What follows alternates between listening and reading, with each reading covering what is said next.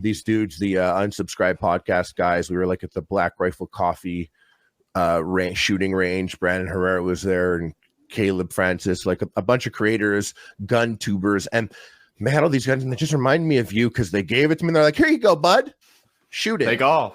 And one of them was a 454 Magnum, and they were like, "Yeah, just point it that way." And like, this is Caleb. He's a huge dude, and like I am also a huge dude, but like he's a solid dude. I got like some like I said, I got little wrists, I got little claws. I got these claws, and I was like, I shot that gun, and it was like really crazy.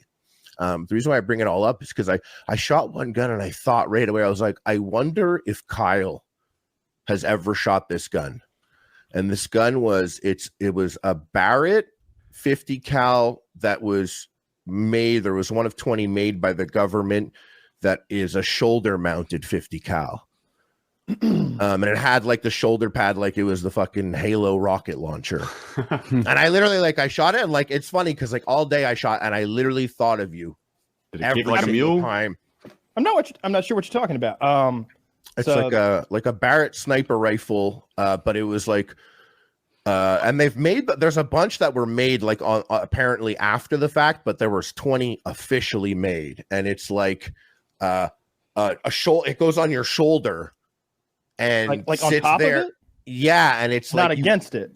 Does it go on top and in front? I'm picturing something with a curve, like a hook, sort of. Yeah, As 12 has a stock like that. It goes on your shoulder, and you're supposed to just like hit a helicopter with it.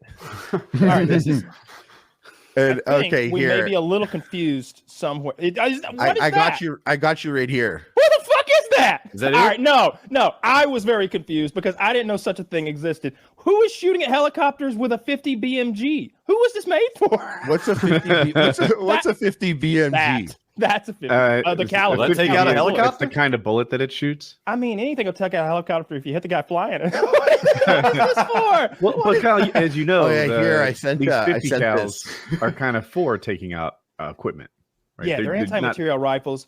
What I'm confused about here is why it would be shoulder mounted like that, like a rocket launcher or something. Oh, that's because it still has the recoil. Like that thing kicks. Good job. Yeah, well, that's what I was exactly gonna say. it. Like, that's what I was gonna say is I shot it. Okay. I gotta see you shoot it. Yeah. You might. Okay, I'm glad the optics way out there. Only 20. Bro, it's a Call of Duty thing. It's got a red dot and like a foregrip halfway up the gun. It just felt like. Lean into it, Harley. I know. I shoot shoot it like a bitch. Bro, your face right. I shoot it like a bitch. No. You shoot it fine because I bet that hurt. Look at your arms. Ever done that to my body? Yeah, You got two more. I should shoot it again. Yeah, you have to shoot it. You should. Harley looks like a strong Dr. Disrespect. Oh, that one was worse. Dr. Disrespect looks like a strong Dr. Disrespect. I did. But Dr. Disrespect's pretty strong, but Harley is like the after picture for performance. Maybe someday they'll Lean forward. find out who's really. There you go. Yeah. Hero pose. Golly. You did all that real well. I've never seen that, never heard of that. Don't know why that exists. That's crazy. When you showed me the picture, I thought it was a joke gun. Clearly, it has a purpose because they built it. And if the government only wanted 20 of them, that's probably a sign of its effectiveness, right? Yeah. I don't know what that's for. If you tell me it's an anti-air barrack, then okay. But it just seems like such a piece of shit that nobody would ever want to haul that out. Because it's like a Call of Duty loadout. The United States has tons of things you throw on your shoulder and shoot at helicopters, right? That work. You'd have to be such a badass to use that and hit a moving helicopter. I'm not saying it's impossible. You fly them around all day. I'm gonna shoot a couple down. All right, it's gonna happen. but like that's not the way. The official military. way. They're like, oh yeah, how do we deal with this? Oh, this is the official way to deal with that. Is the most efficient, cost efficient, manpower efficient. Shoot a round that aims itself. That thing right there. There are rounds that aim themselves now. By the way, I guess I was talking about fucked like my body up. I'm talking that thing fucked my body up. It sent that thing shook my bones and then like humbled me, and I realized like touching guns. But touching guns, I realized like guns it's like a man thing in the sense that like fine motorcycles are Okay, there you go. And cars, like, it's just like I say, those are like manly things. You want to take care of your stuff, and you want to operate. Like, you got to have strong thumbs. You got to mean what you're doing. You got to have man hands to like do gun stuff. I And never thought I had. it. I don't think I have this. I think you got to know where to squeeze and how to squeeze and all that stuff, and when it's okay to let it give you some recoil, and when you're supposed to be controlling and absorbing. And I don't know. I started shooting from such an early age. I don't know how to teach that, and I hear people talk about what you're talking about. And I don't get it, because like I could limp wrist a 12 gauge in each hand right now, and I could shoot them semi-automatic, and they would just dance like this, and I'd never let them go. That'd be a sick video if you were still dropping. It'd be very dangerous. Yeah, but that was the thing. That's the best video. But like, don't watch FPS Russia for safety tips. I mean, I could shoot a Glock with 3 fingers. I could just as long as I can like grab it a little. I mean, it'll pop back, but I know how it's going to pop back, so I'm riding it. I don't know. I don't get it. The only things that have ever kicked me, and I've been like, oh, that kicks hard.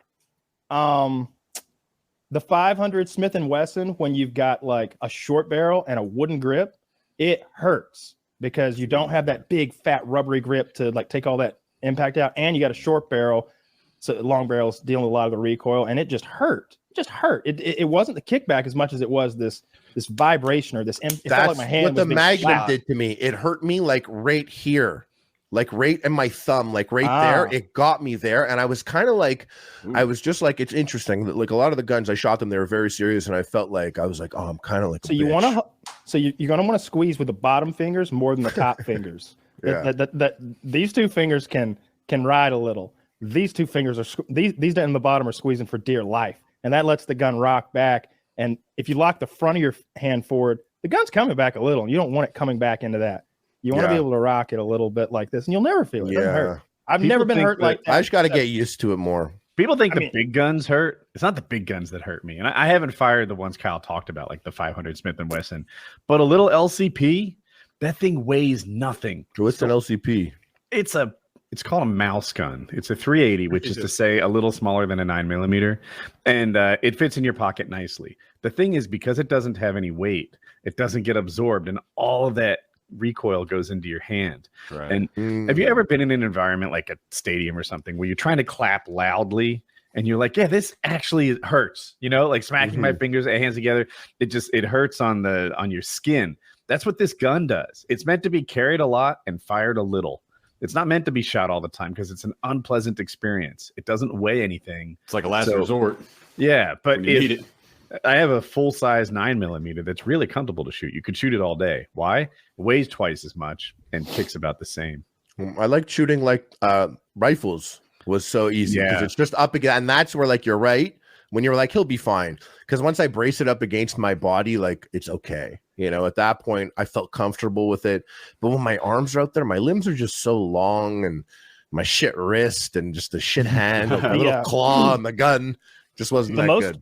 The coolest and most pleasant gun for like, I would say people like you, is something like an AR carbine, meaning that you've got an AR-15 platform that's chambered in a pistol caliber. So 9mm or 45 ACP would be my pick. One of those 9mm is probably what I go with. And so you have very low recoil, thunk, thunk, thunk, instead of that clack, clack, clack.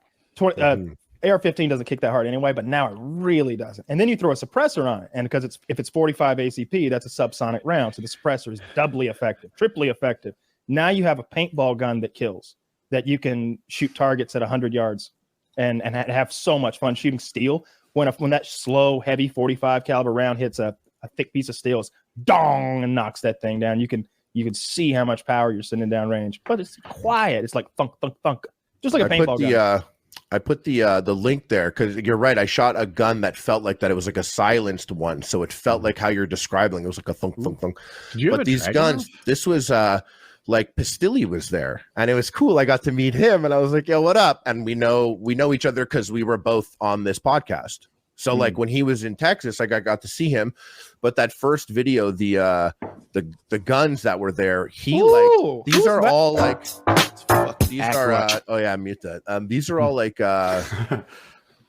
what's it called? They were from Tarkov. These yeah, are Tarkov. exactly. He Whose brought guns like Whose guns I are think these are a mix. I think they're like Brandon Herrera's, and like I shot some of Caleb's guns. Everyone had guns there.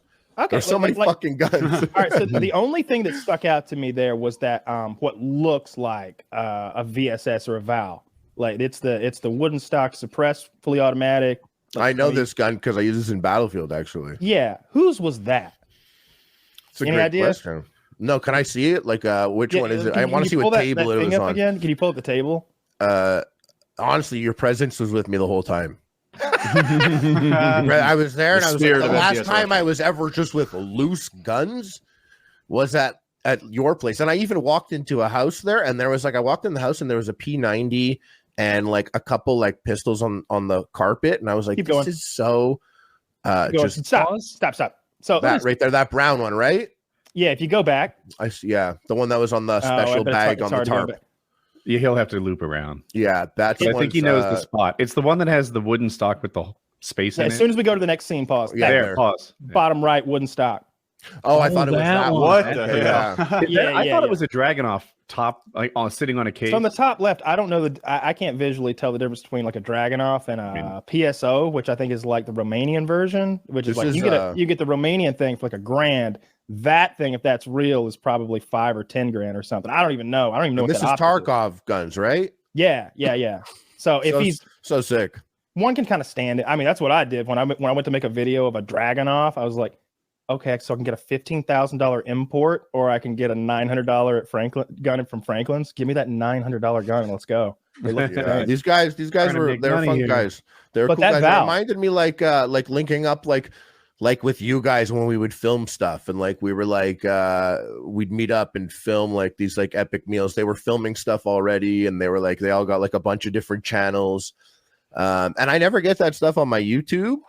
Because my recommended page doesn't look like Skinhead Josh's recommended page. I never get the fun red pill gun stuff. I get like I get the cucked lib stuff, you know. I mean, look, I'll be honest. Like, I don't like those videos, and I never have. Like Which when I ones? was gun videos. I've never liked gun videos. I've never. I'm trying to think how many gun videos I've actually watched. I used to watch Carnicon. I never ever heard of was gun fucking videos cool. until you. I never was like, Gun that's a great idea. You should just shoot awesome guns. I forget his name. Is there a guy named Matt Demolition Ranch? That's what I'm looking for. Yeah, I we were enjoyed his right stuff. near. We were Yeah. there. He didn't pull up though, and I thought I was gonna get a chance to meet him. I like his veterinarian videos too. Yeah, he didn't pull up though. Kyle, you muted. I'm pretty sure I saw you.